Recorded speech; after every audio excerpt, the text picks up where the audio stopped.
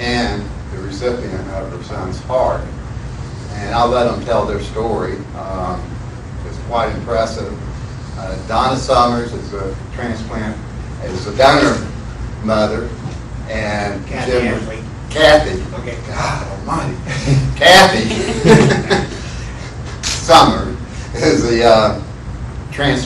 the mom of the donor, and she'll tell the story. And Jim Rivard received the heart from her son. So let's give him a warm welcome. You want to come up here, or do you want to sit in a chair up here, or just talk? What do you want to do, Joe? Stand. You want to stand? Yeah. Okay, whatever you want, it's fine. We're easy.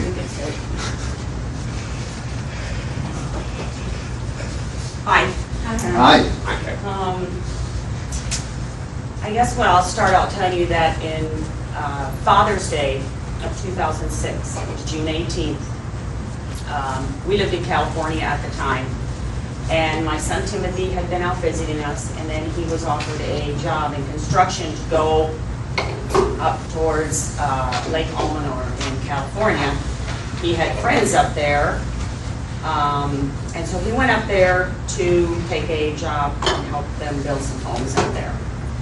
And he was living with his family. And he called us on Father's Day, the morning of Father's Day, and my other children were there, and we passed the phone around, and everybody talked to Timmy, and then we hung up, and it was about an hour later. I got a phone call, and I picked up the phone, and somebody said, "Is this Timothy's mom?" And I said, "Yes." And they said, the first words out of their mouth was, "Timothy's drowned." And I was like, "What do you mean he's drowned? I just talked to him an hour ago." And they said, "No, he was out in the water with some kids." It was at Lake Almanor. They were having a Father's Day picnic. And one of the little boys, the 3-year-old boy, could not swim anymore. He got tired. So Timothy took him in his arms and held him and waited for someone to come. And he sent some of the other kids swimming back to go get some help. By the time they got back to Timothy, the little boy was still above water, but Timmy had drowned. So the father of the little boy dove in, and by this time Timmy had kind of sunk to the bottom, pulled him up, and they tried to revive him, but was unable. He was life-flighted to Reno, Nevada. So my husband and I and my other children and grandkids all got on a plane, and we flew into Reno. He was, at that time, unconscious. He never ever regained consciousness. And they said that he probably would not make it. So he was 26 years old, and he was the 5th of my 6 children. He was the 5th. He was the one that was very strong-willed, the protector of the family. He didn't like any kind of arguments, or when we had to get together, he wanted always peace, and always watched everybody. He would always say, "I've got your back, Mama," or "I've got your back, Papa." And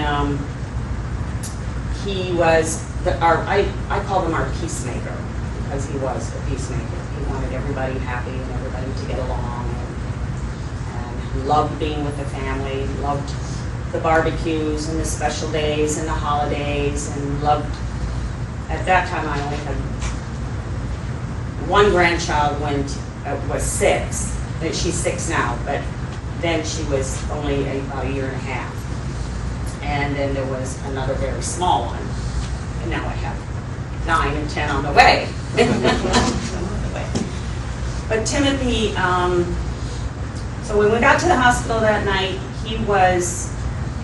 they said that he would not make it. And but you always keep up the hope. You always think that there's a chance that, because we used to stand by his bed and say, "Timmy, squeeze my hand, and can you hear us squeeze our hand?" And he would. So you always think, it's going to come. If it's going to come back. He's going to be back. And they always said to us, just keep talking to him. And I believe he could hear us. But as the days went on, he got worse. And finally, it was a Saturday morning, 7 days later. It was the 24th of June, and the doctor came and said, he's gone. He's not going to ever come back. He's brain dead. Which they were pretty sure he was in the beginning anyway, but that was just the final word. You know, it's done. Just. But in between that time, when we were kind of told that they didn't think he would make it, we had a team come to us, and they came from the California Transplant Center, and they approached us about organ donation. And Timmy's father and I had never ever talked about it. Timmy had never mentioned it. Nobody in our family had ever mentioned it.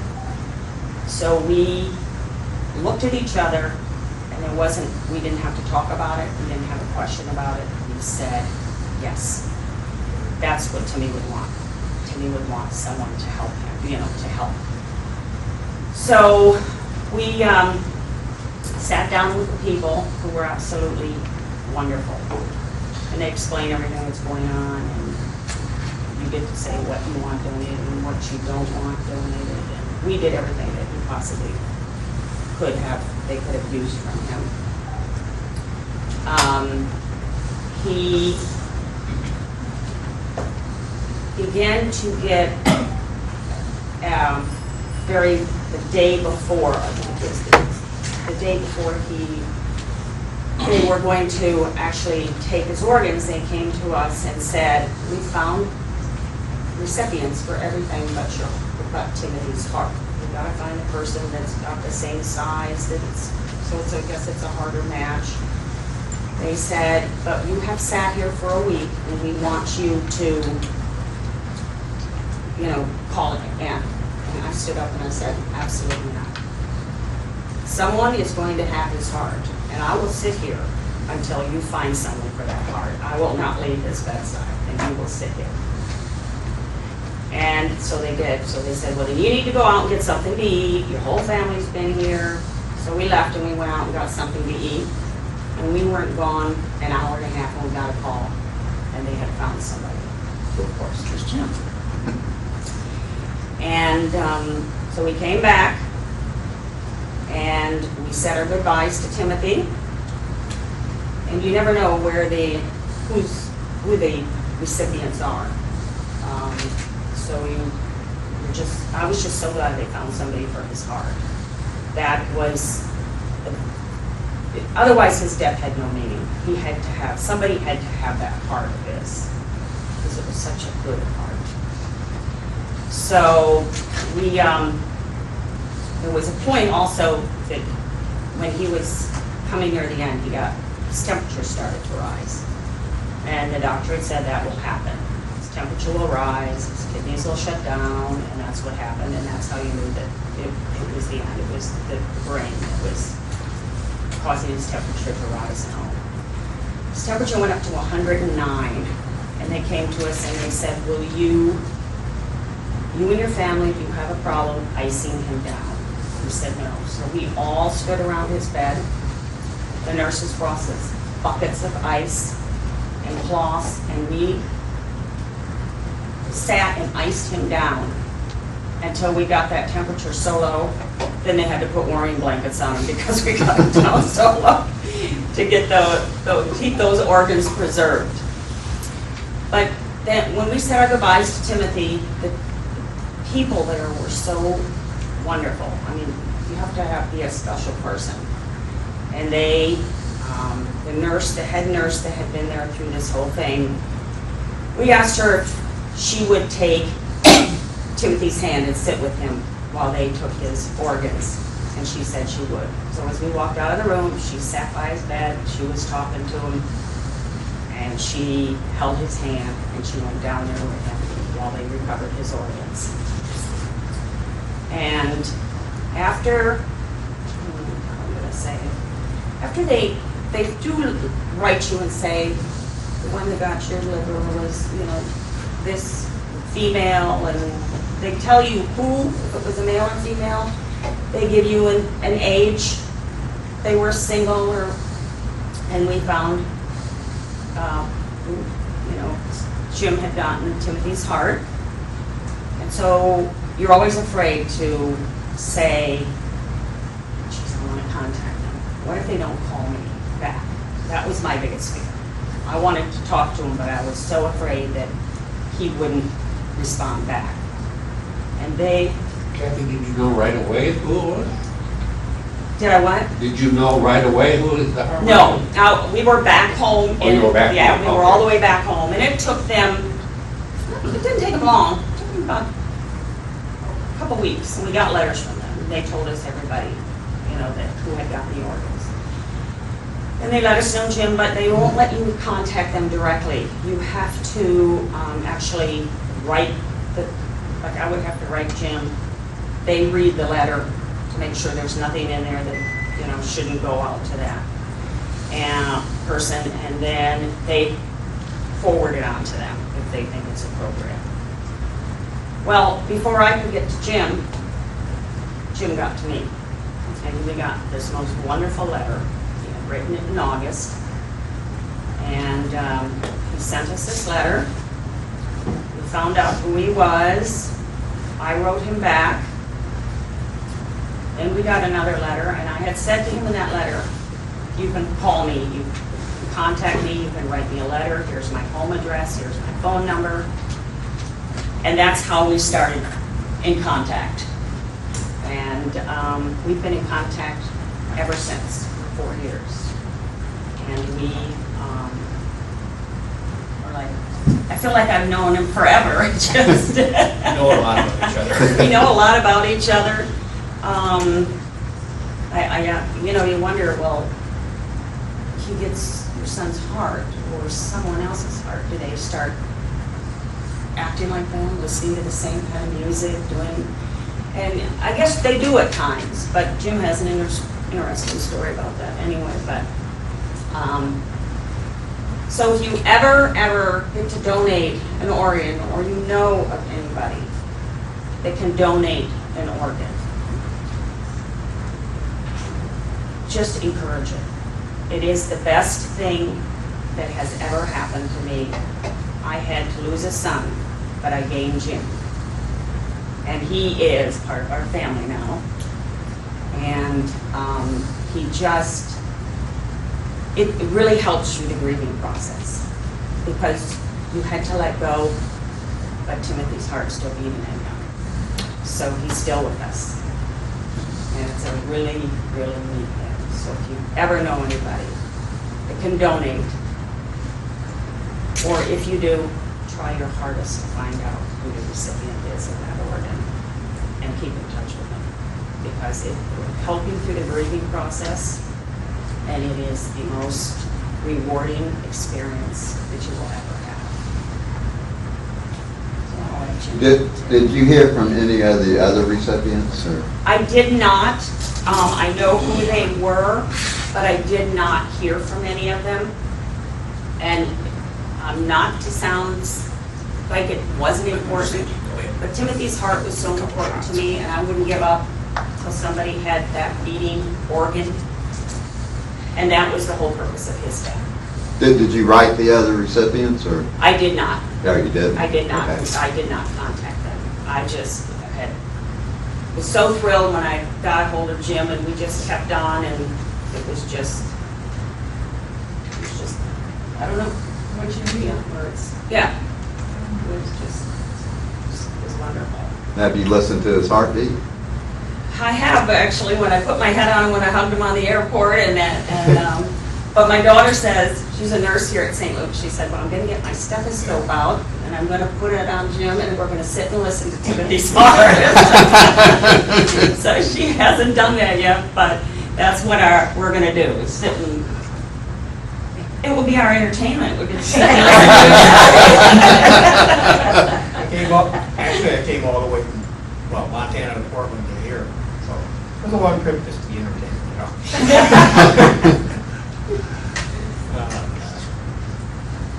Well, my journey actually began quite a bit earlier than the transplant about Easter of '06 that I ended up being really sick, and I found out later it was actually my kidney, or my liver was starting to shut down. And so the local docs, which doesn't include a cardiologist in my town, figured out I had some kind of weird form of hepatitis D or something. I was like, what? You know, one of those deals. So I wasn't quite on board with that diagnosis, but I thought, whatever, you know, they jacked me full of antibiotics, told me to hang out in the house for a while and go back to work, which I did. About a month later, I was biking dirt, which I had been doing for the last 2 years before then, like rain or shine kind of a deal. And just totally ran out of gas on the way down to work. You know, I was like, wow, what was that all about? So I ended up walking to work, and I'm thinking in the back of my mind, something's really going on here. But having my experience being misdiagnosed in the first place, I wasn't too crazy about going back and take another shot at me, you know. So I just kept working, and the weekend before I had my 2 heart attacks, I was working on the second job, cleaning carpets and stuff in the South End. And I knew that Friday night I was starting to go downhill, like Friday, Saturday, Sunday kind of deal. I was just totally exhausted. That's not me. But I ended up working like 15 minutes and I rest 20. I figured, okay, this is really getting bad. But I made up my mind that Monday morning I was going to go in and get checked out. Probably have to go over to Bozeman, which is 30 miles away, and get checked out by a cardiologist. But I never made it that far. My boss called me in to work early because some of the guys didn't show up. And so I went in early, and lo and behold, they show up like a half hour later, so he cuts me loose and still doing, you know, your thing, and which I was. And I was standing outside, and it was actually like a beautiful, pristine blue sky day, you know. And I was looking up, and I thought, holy smokes, man, the sky's yellow. So the guy I work with, I said, look, what's it like outside? What's the sky like? And he said, God, it's really pretty blue today. My trouble. So I decided I was going to go lay down, and by then I was getting oxygen deprived anyways, and okay, I'll go back to one of the maintenance rooms and take a nap. So on my way there, I had to go up and down a couple of catwalks as I work at a lumber mill, and I took a dive off the first one, but I caught myself, so I thought, God, you know, I'm going to have to take a nap on this deal. And took us news for a while, and it's like, holy smokes, I'm going home or going to clinic or whatever. So I turned around and went back the same way, and we had, there was like 4 steps coming off this one platform down onto the regular workforce, all concrete. I didn't even make the first step. It was crash and burn right off the top. That hurt more than the heart attack by a long shot. God, that hurt. There's a big old whack on the side of the face. So my boss was weirded out on me, and he said, we're going to take you home. And I thought, take me home? Like, why am I not going to the hospital? You just call the clinic when you get home and go in. All right. So I got home, I got on the phone and called in, and they said, okay, come on right down. So here I am. I drive down there, right? And my wife was really sick then. And so I drive down there, they took one look at me and said, what are you doing here? You ought to be in ER, you know? So anyway, so I got a ride down to the hospital, and it took about 10 minutes for them to tell me I had 2 heart attacks. Like, duh, you know? I think so. So anyway, so here I'm in the hospital, and Doc said, okay, we just ordered in a med flight for you from Billings, which is like 120 miles away, and I'll be here in an hour, you know. So then I got med flight to Billings, and went through the cath lab, and this doc comes in, and he's like really quiet, just you know. And I said, so what's up? He says, well, you're awful lucky to be alive, for starters. I said, really? I said, oh yeah. He said, your heart has got some serious coronary artery blockage, like 90%. And your ejection fraction is right at 10%. Should be like 55 to 60. So what does that mean? He says, that means if you don't get a new heart, you're going to die. That's it. I said, so what do I do? He says, well, you figure out where you want to go get transplanted. I was like, excuse me, but how do I know that? You know, I don't have a clue. He said, how this works is who's ever on the other end who's going to take care of your post-transplant has got to be like a really super reliable person that can go, you know, dedicate a lot of their daytime hours and free time to get you back and forth to the hospital for appointments. God, who do I know that would do that? Well, my oldest daughter, Bethany, in Portland, stood up and said, Dad, you're coming here. We got Oregon Health and Sciences University. We're one of the best. And you're going to stay at our house. Okay? But here's the deal. This is like on a Monday, and you know, Kim had just, obviously, I need to back up time-wise. When I actually had, let's see, it was the 12th of June when I actually had my 2 heart attacks. I went in, got med flighted into Billings, and they kept me for a week. But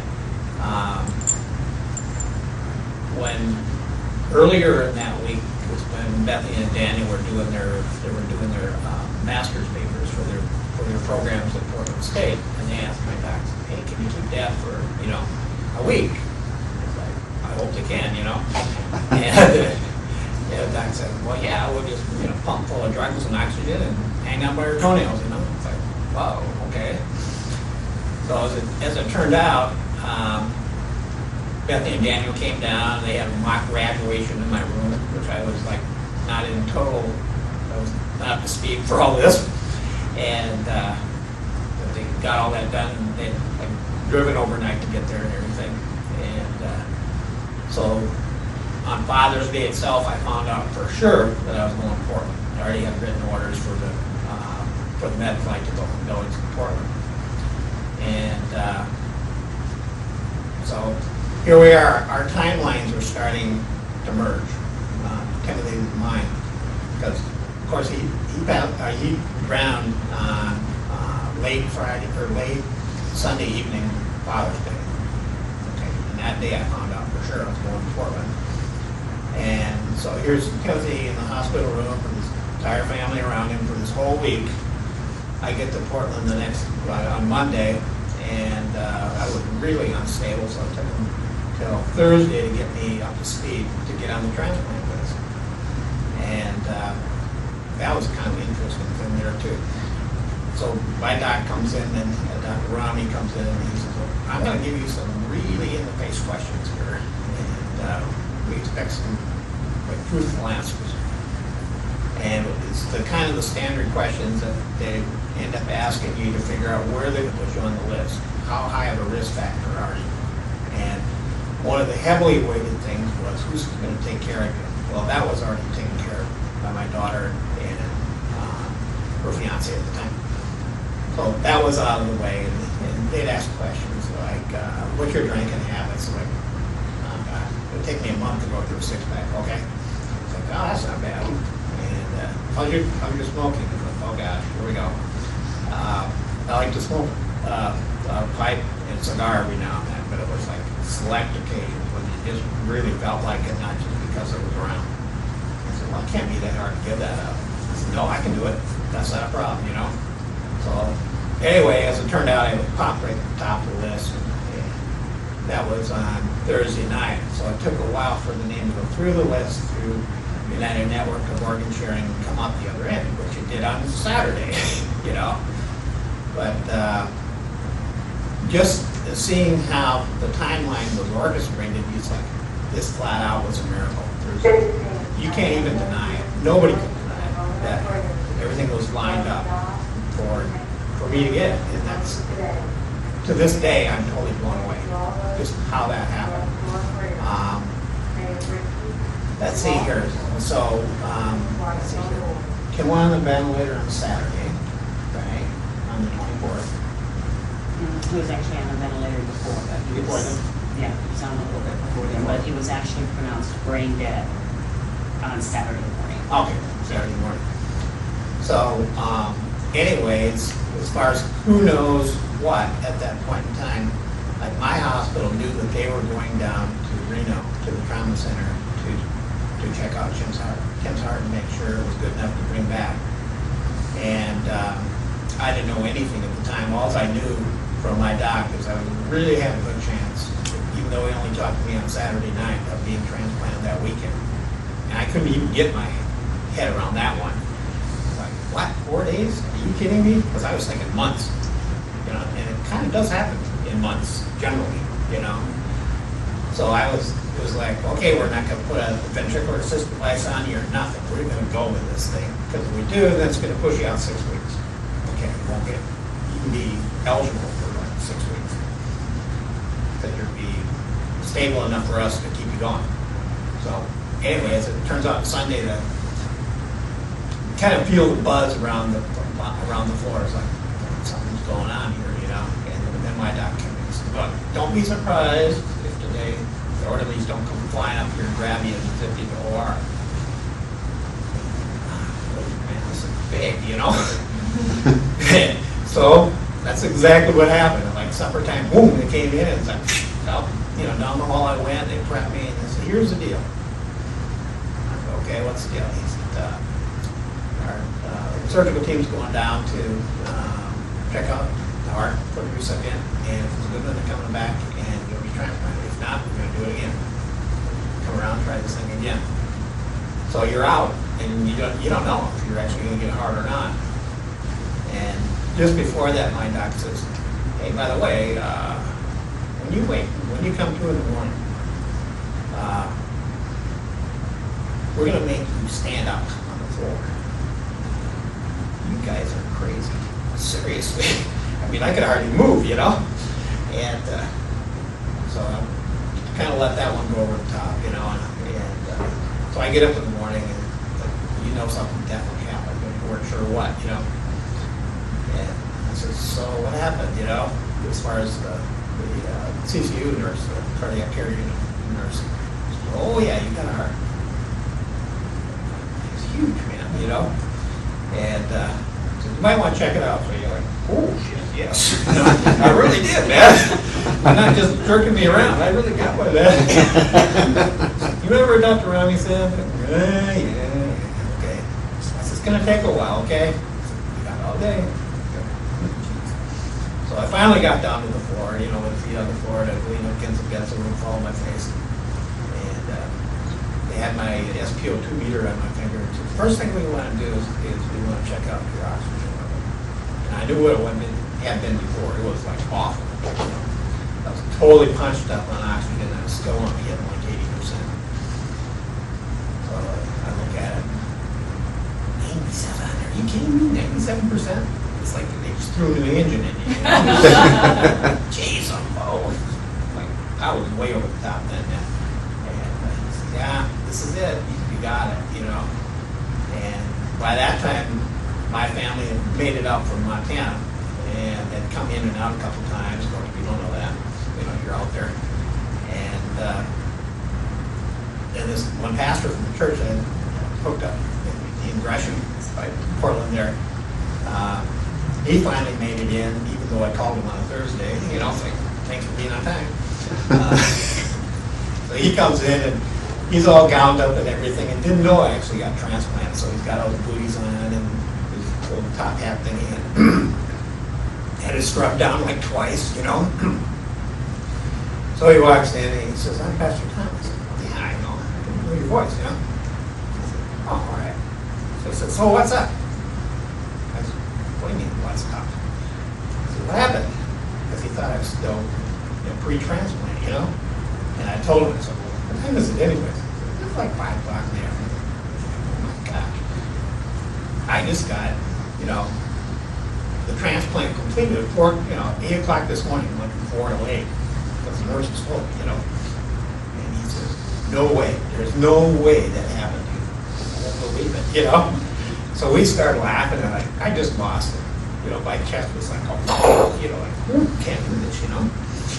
So, anyways, so he came up and put his hand on my chest and we pray for this new heart. Yeah, man, this is a lifetime thing here, you know. So that's how I started in the hospital.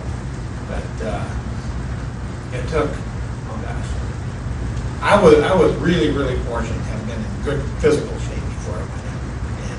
And the one thing the cardiologist said, you know, most of the potential recipients we have come through the door are definitely bringing in some baggage or other physical problems, diabetes, you know, some kind of artery disease, stuff they have to take care of before they're actually on top of this.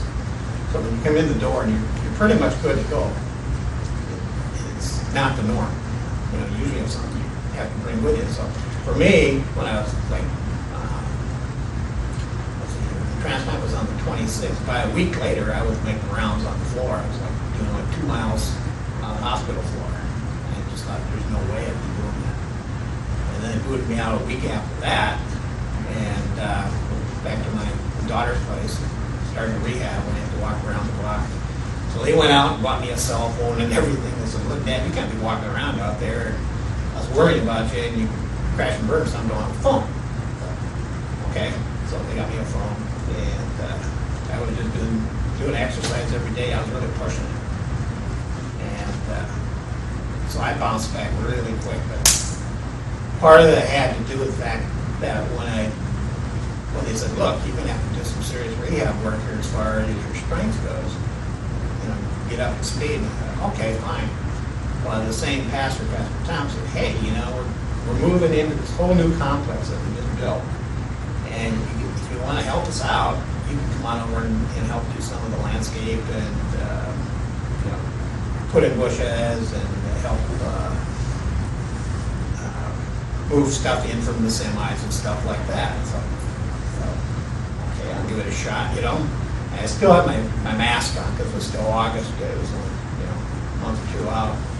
And so everybody's looking at you at that point, but hey, you know, they think I'm sick. Actually, the other problem is them, you know, because I don't want to get sick from them. Because, you know, they're the ones that would give me something. Because your immune system being down to nothing, you know. So I thought, what's the best thing to do? I know what. I'm going to make a little placard here right on my chest so they can read it and know what's going on. So on a little placard thing here, I just put heart transplant recipient 62606, praise God, you know. Can't get any better than that, right? You know? So anyway, that's what I did, and everybody caught on. But the first thing they said is like, hey, you know, you don't feel so swell. You got to sit down or something, and we're not going to worry about picking you up somewhere down the hall. Are we? No. Yeah, that's not going to be a problem. But you know, it was such a miracle just to get out of the hospital really quick and just get up to speed. It was really neat. And I ended up going back to work in mid-November, part-time, out of the sawmill, and working 20 hours a week and get my insurance back and everything, because it's a killer not having your regular insurance for a couple months gap in there. And so I went back to Montana mid-November, and I went back and forth every 2 weeks for biopsies. And let's see, the week before Christmas, I had to go in, they biopsied my heart, and I wasn't in rejection or anything. And so I had two of my transplant buddies out in the lobby. We were going to go hang out and talk hearts all day, you know? Because they came here from Montana. I don't have any, buddies out there, so I thought, well, this is going to be great. So I was ready to bust out of there after I got my test results and, go out and have lunch with them. But the social worker, Catherine Sauce, at OHSU, was standing in the hallway and caught me, and she said, where do you think you're going? I said, I'm bugging out here. She said, oh no, we got something for you. What would that be, I wasn't, because when they told me, hey, when you, this was in August, when you get your letter, all written and everything, and give it to her to forward on to the donor family,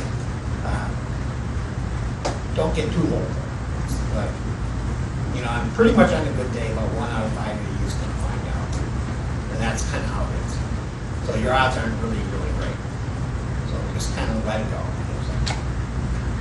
Okay, let it go, And so I'm all done with this clinic exam and everything. And so Catherine's standing next to her door with this huge envelope in her hand. I'm thinking, what the heck, And it's like, holy smokes, I can't do that. Because I was thinking it was like a like the whole office had signed off on some Christmas card or something like that. You stick it on your bulletin and you go home, you know.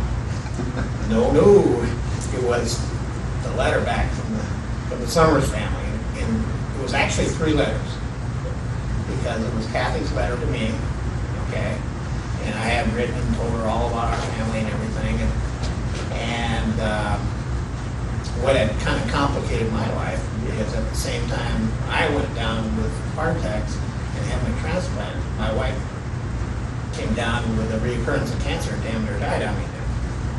So I was out in Oregon, and she was back in Billings in ICU dealing with bad cancer issues.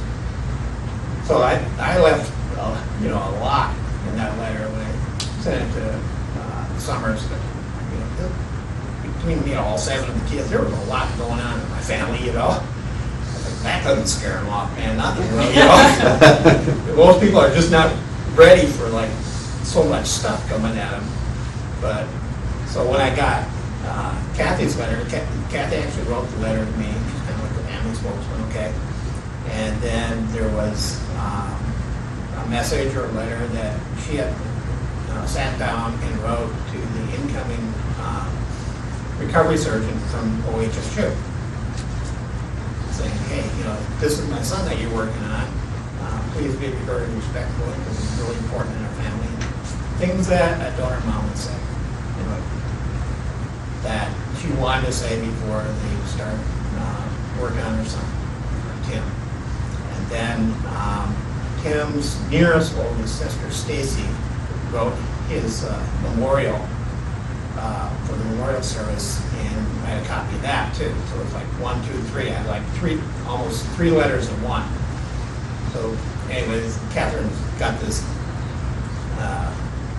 big envelope in her hand. It's like, you don't get to get it yet. So here's the deal. So what do you mean? Just give me the doggone letter, I said, no. You don't be reading this on the bus or something, okay? You don't be reading it some Denny's or, You go back to bed this place, shut everything off in the house that makes any sound at all, and put some coffee on and get yourself a full box of Kleenex that you're going to need. Oh my gosh, what is this anyways, Well, it was exactly that way. Because Catherine had read it and really shook her tree. And she wasn't sick. Golly. So I read it, and I was totally wiped out. It was like, wow, here we go. So it took me a month to write the letter back. I was just way overwhelmed. And so when those guys got the letter, they knew that we were going to hook up. We were definitely going to hook up. And we have. But we would have actually had our meeting that we just had Tuesday night 3 years ago. Exactly 3 years ago in Portland. Except John, donor dad very weak, that we were going to have the meeting, came down with, was diagnosed with a kidney cancer and had the kidney removed, and all bets were off. So that's why it's all moved 3 years forward. It's not that we hadn't wanted to do it, it just didn't work out. So now that we've actually, been with each other and been able to talk with the kids and have siblings and stuff, it's been totally awesome. There's no way you can describe it. No way. And then they did that clip on the news, man, that was way over the top. That was so awesome. Yeah. Well, you guys really helped with that. Really pushed it forward, and Amy really got on the stick. It was great. Jason did a great heads up there and steered us in the right direction to get the word out. I did do that, what Jim had said, when I found out Timmy was going to donate his organs, we had decided that. I did write a letter because the one comes in for the heart, and somebody else comes in for the liver, and somebody else comes in for the pancreas and kidneys. So I had written a letter and had taken a picture of Timothy and put it on each letter. And I gave one to every doctor that was coming in there to recover his organs.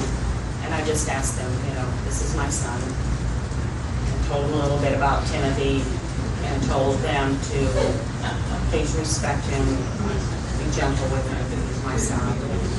And I did that only because, you know, they do it every day, but it was just something that I wanted them to know who Timothy was. And the nurses said nobody had ever done that before, but it was just something that I wanted them to know who Timothy was. So it was really a neat thing to do. And I have a little bit of, I'll read you what my daughter had written about Timmy at his memorial. And it says, when we think of angels, we imagine wings and halos and assume we will never see one until we die.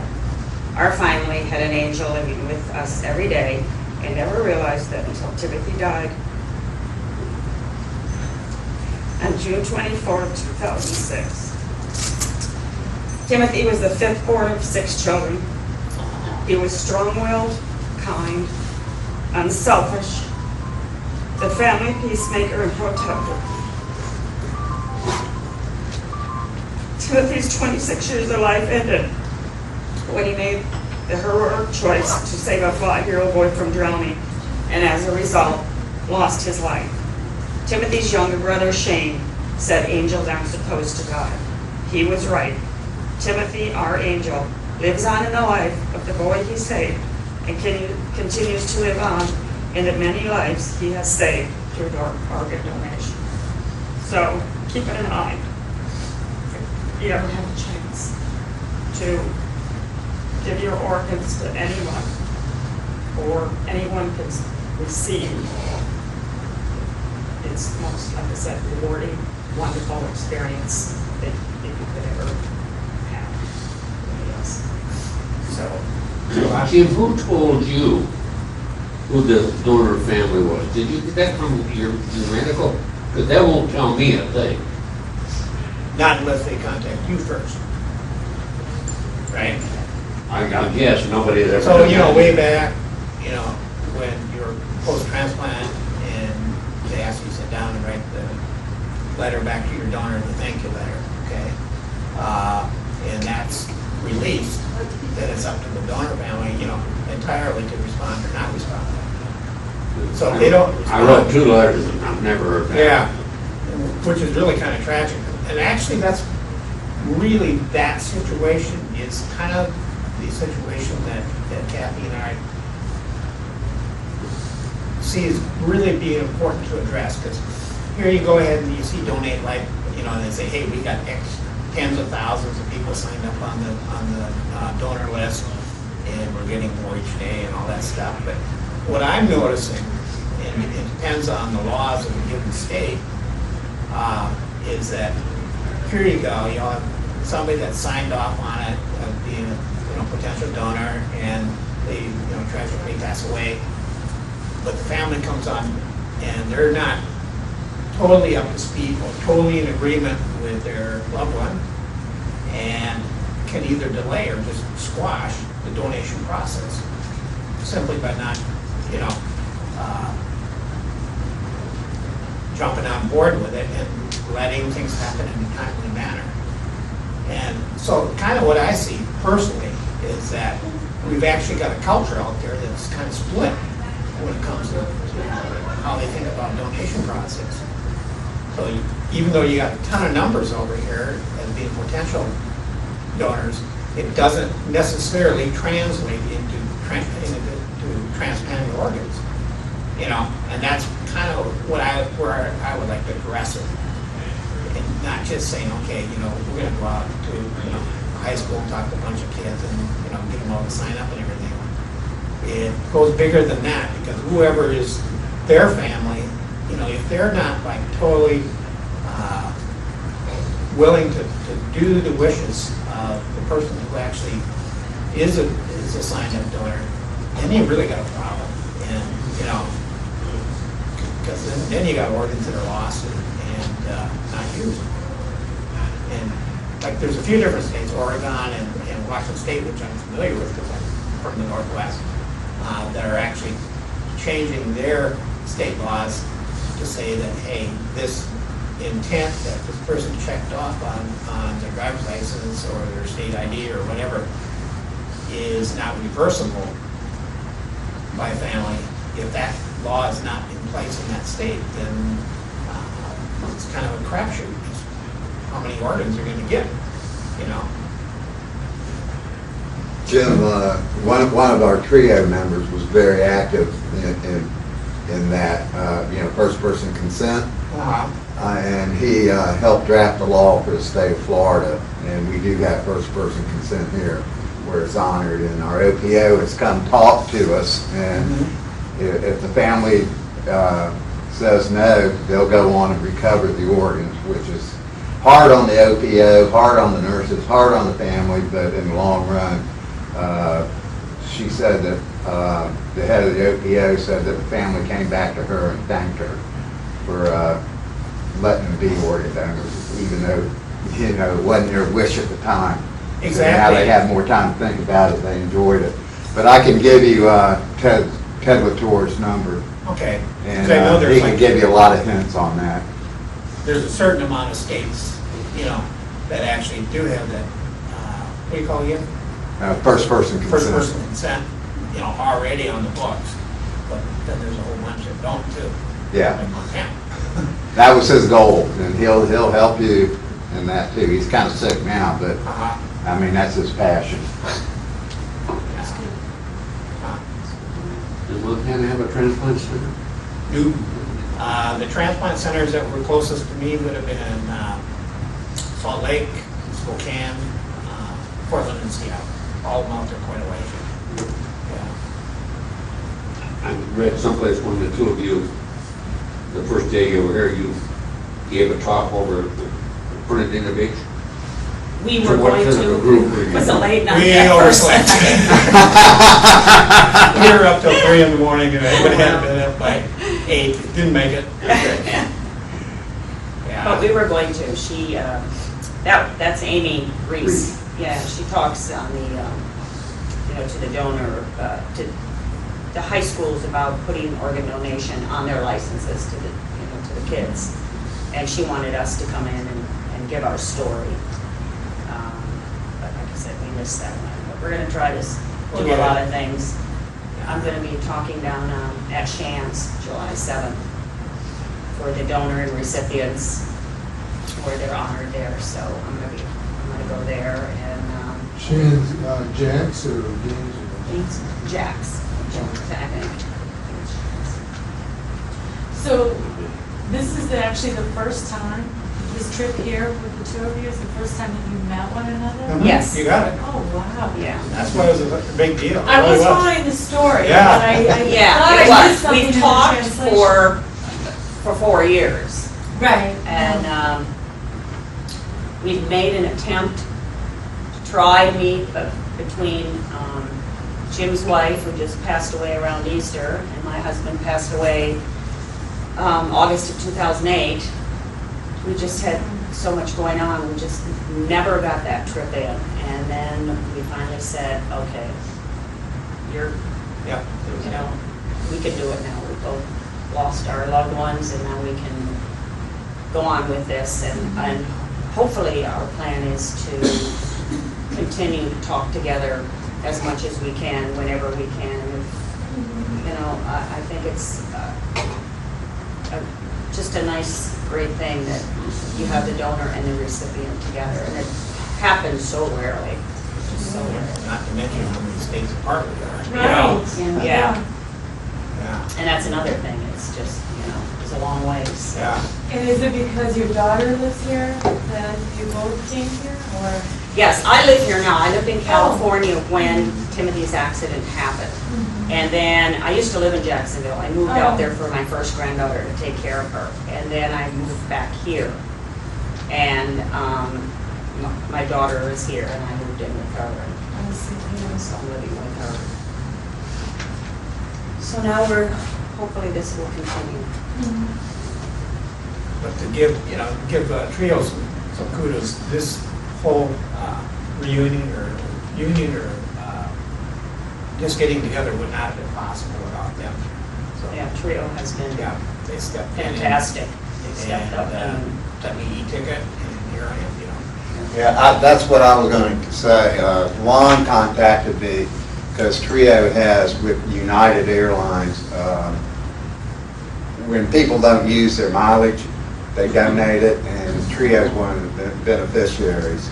And Lon asked me if Jim would be eligible. I ran it by the Trio National Board. They thought it was a great idea. Because of the publicity they got on TV alone, probably sufficed it, and you know, made it worthwhile. And Kathy called me about getting publicity, and I figured the best way to get it is go to the OPO, Amy Reese, and I got her to Amy Reese, and that's how the piece was on TV. Yeah. You can go to firstcoastnews.com and click on it and see it there. So was it on TV today? It was on TV last night. Last night at 11, but if you go 11 to o'clock. First Coast News, it'll have the video, the exact same video that they shot and showed last night, and plus a write-up, picture of Timothy and a write-up. Oh, okay. So you'll see it in there.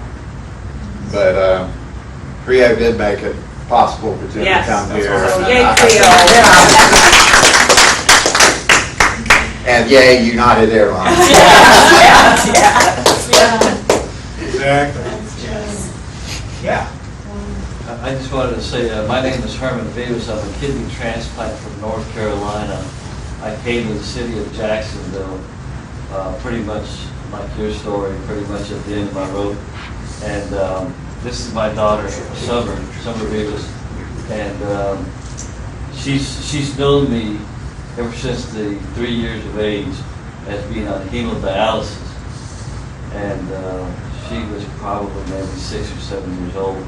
And she says, "Could I be an organ donor one day?" And she was just a little bitty girl, and it just broke my heart. And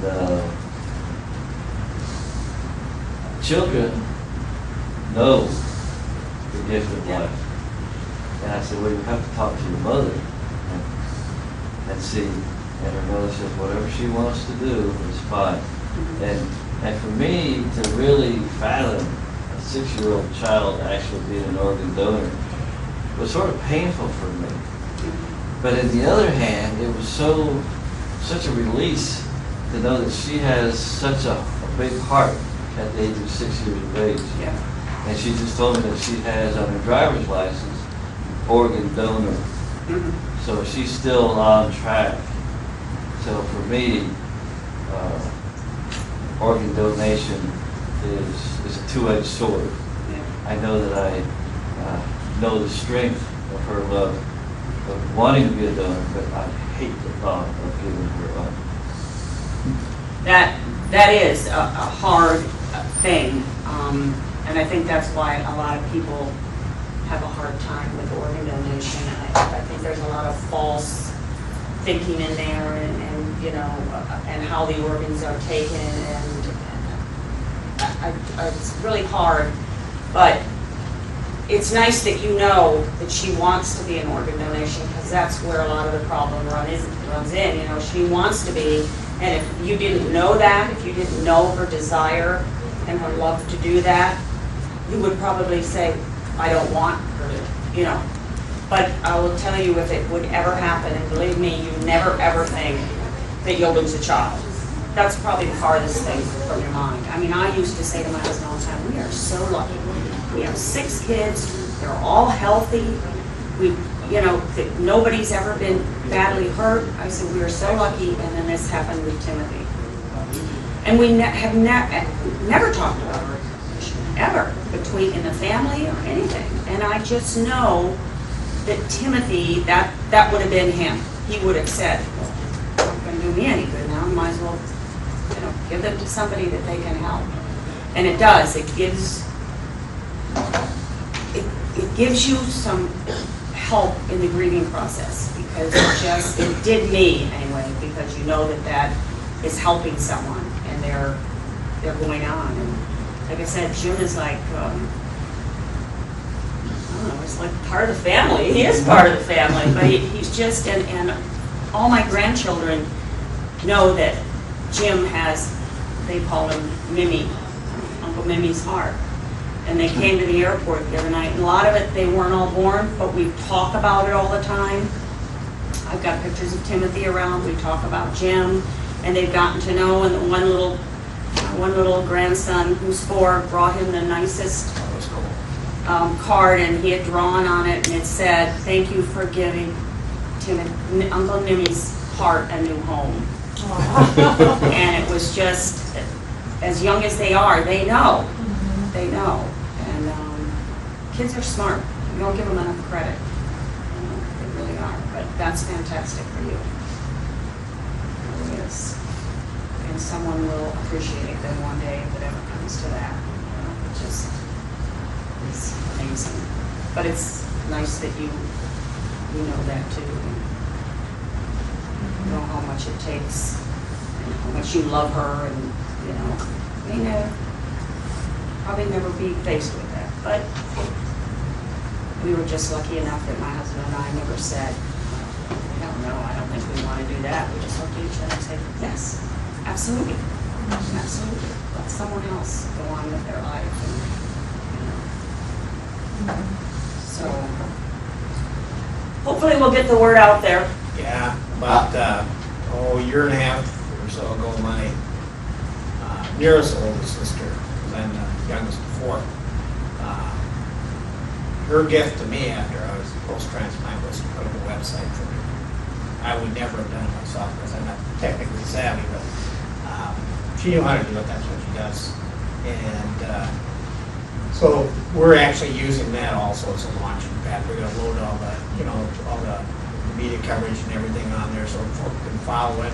It was set up to be a dual website, so both my family, my siblings, my kids could go and input into it, and the same with Kathy's family. So it's going to be like a kind of double barrel approach, and it'll be personal. I mean, really personal. And folks will jump on board and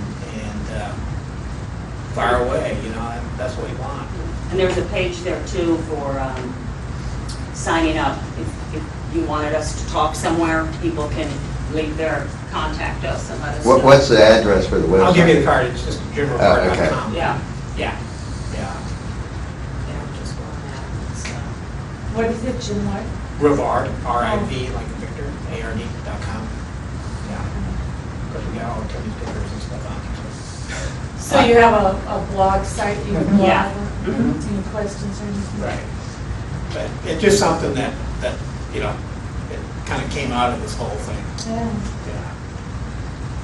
Well, I want to thank you all for spending the evening with us, and I think everybody learned a lot, and I'm most impressed that both of you are pushing organ donation, because that's one of TRIO's main missions. One of our 4 missions is donor awareness, and that's one of the reasons why TRIO was able to fly you down here under our organ donor awareness philosophy, and I think it was well used, a very good use of our United Miles. So I thank you for I think coming so. out here, Yeah. and that was a lovely piece on TV.